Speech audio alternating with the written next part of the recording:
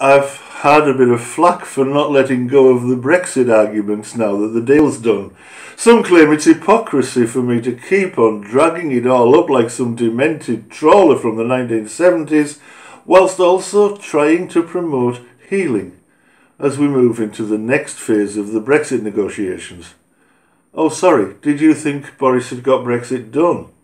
To get Brexit done? No, I'm afraid not. That'll take years.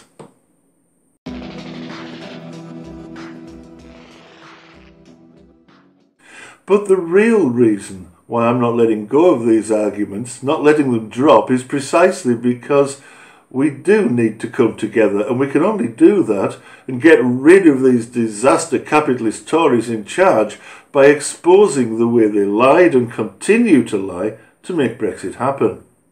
Once that's achieved, the backlash against these deceitful, cynical tax avoiders will be truly monumental. It might even make them unelectable for decades to come. Indeed. It was all perfectly straightforward. Well, they're traitors, sir. Then we may have a chance of building a truly fair society again. So in the interests of Britain and the truth, let's have a look at the deal Boris has struck and just how harmful it really is for the country he and his fanatical band of cabinet ministers were elected to serve.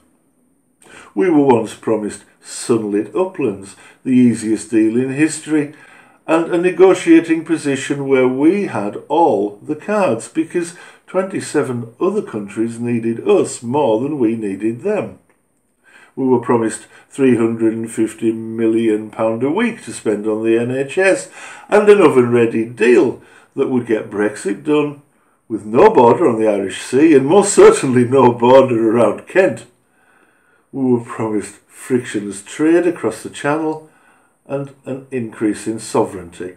The idea of sovereignty seemed to boil down to three basic principles so far as I could understand. One was the right to make our own laws, something we already did, and which we'll have rather less ability to do post-Brexit. Another involved borders and immigration, again, something we've less control of now than we had previously. And finally, there was an issue with fishing in UK waters, again, hardly major success story, as we will see. Well, we already did make our own laws.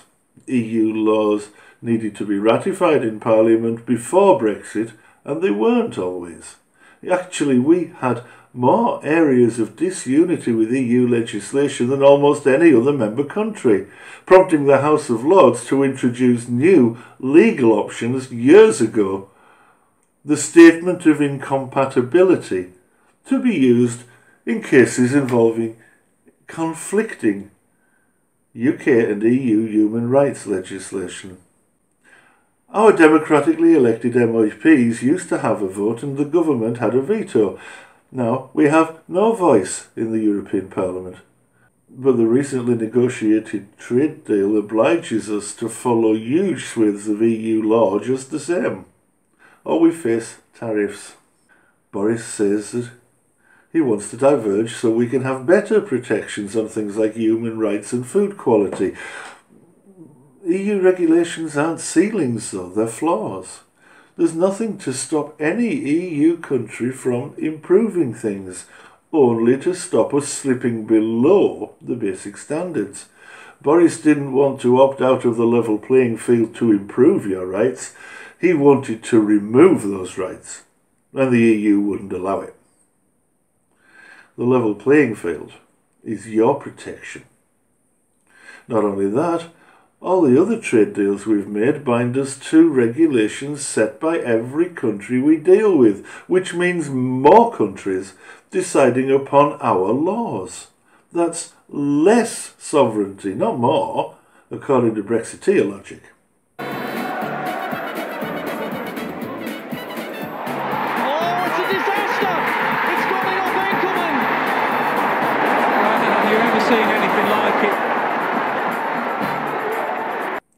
We still need to abide by EU rules, plus rules imposed by any other nation we deal with.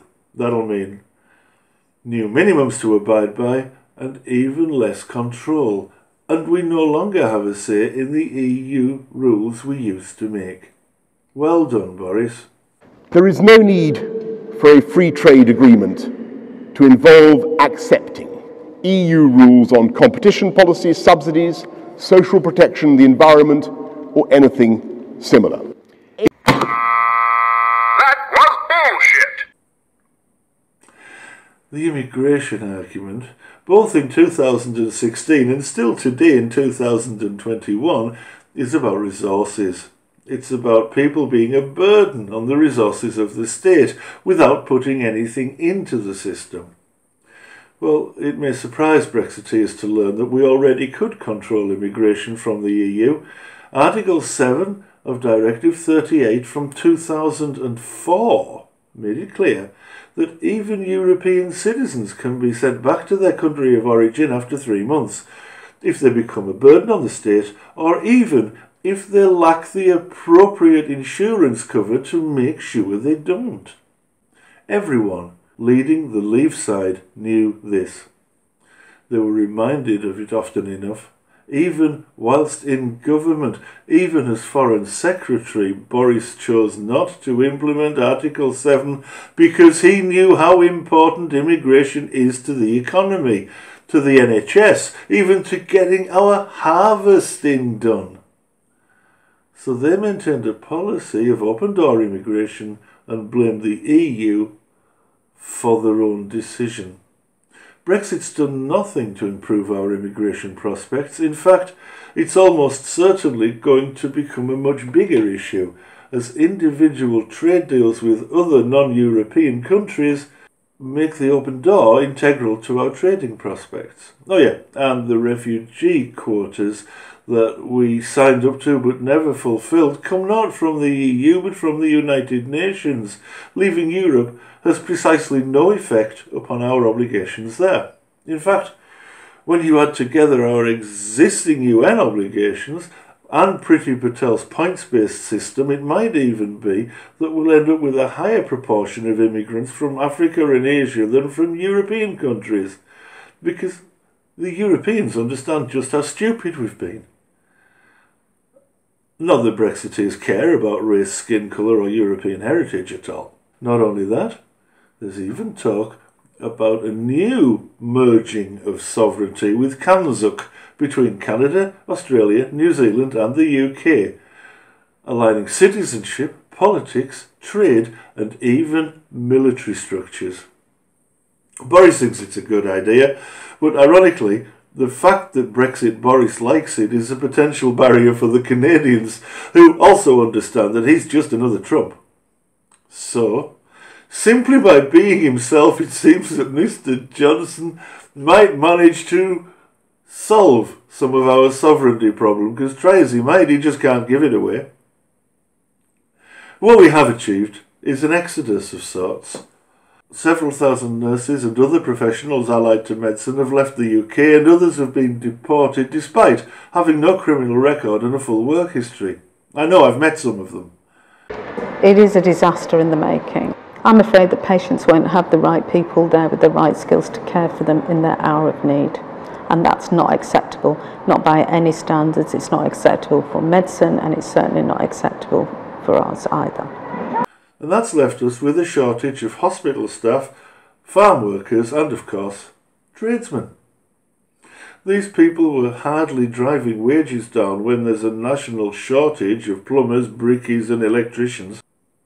And there was something about not being able to close our borders, except we did it to Spain and Italy and a couple of other places early in 2020 when the pandemic first became clear. We did that under EU rules because we had sovereignty. Nigel Farage called it disgraceful when the EU did the same to us for exactly the same public health reasons in December. According to Farage, it was a ploy to bully the UK into accepting a bad deal. Does he really think countries all across the world are so invested in Brexit that they'd shut down trade links to influence our decisions? They did what we did earlier in the year, And they did it because it's clear that the UK, that Boris and co. cannot be trusted to tell them about threats in a timely manner. Who do you imagine we were trying to bully when we locked the Italians out, Nigel? Such hypocrisy is typical of the Brexit campaign. Right, and on the ground game, let's talk about that £350 million figure, because you say you make no apology for it, but you promised something you couldn't deliver, and you knew you couldn't deliver £350 million being spent on the NHS, so you lied effectively.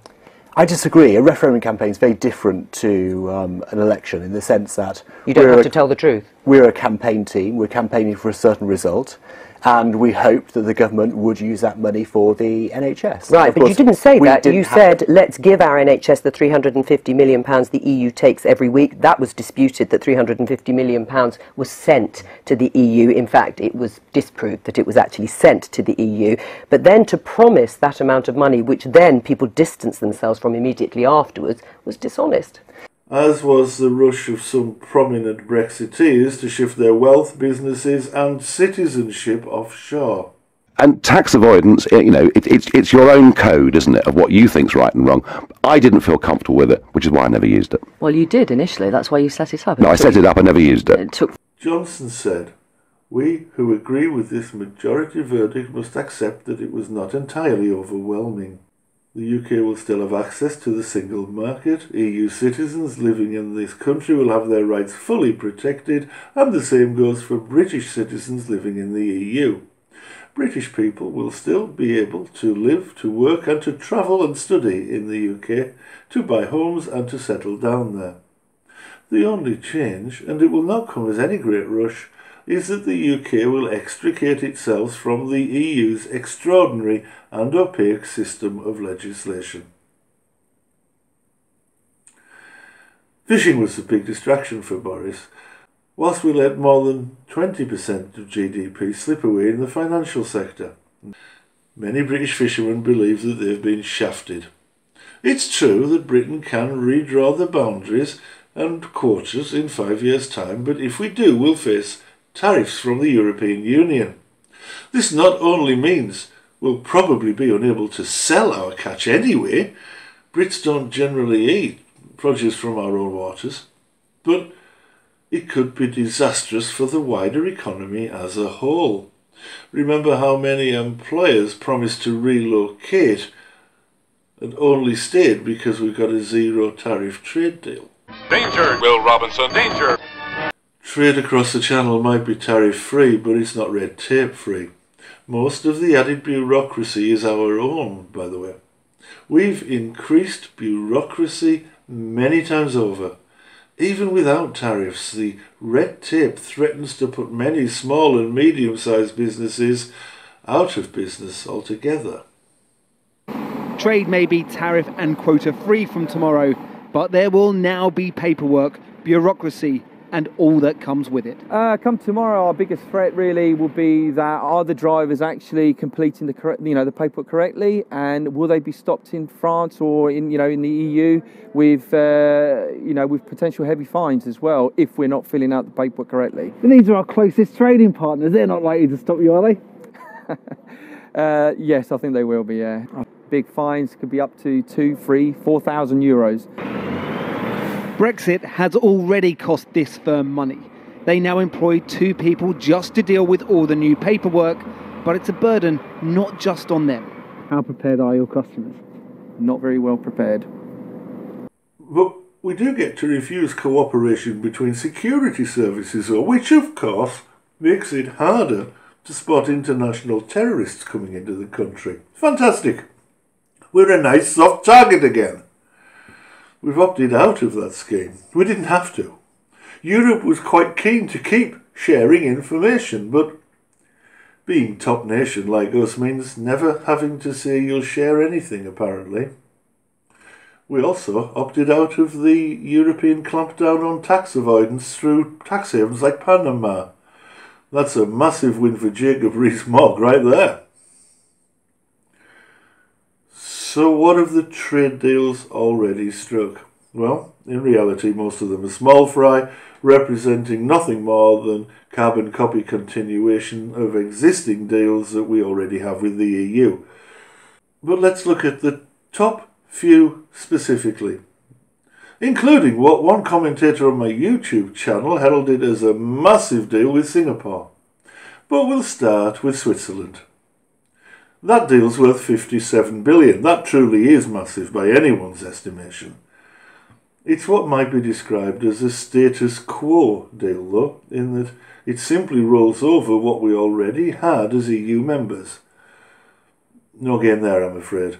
It also contains no provision for financial services, a major issue for the UK since successive neoliberal governments saw fit to flog off most of our manufacturing and natural resources. Next comes the deal struck with Iceland and Norway.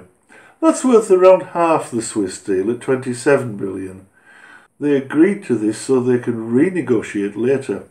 Well, since we're on our back foot anyway, does anyone actually think that they went for a temporary deal so that they could give us something better later on?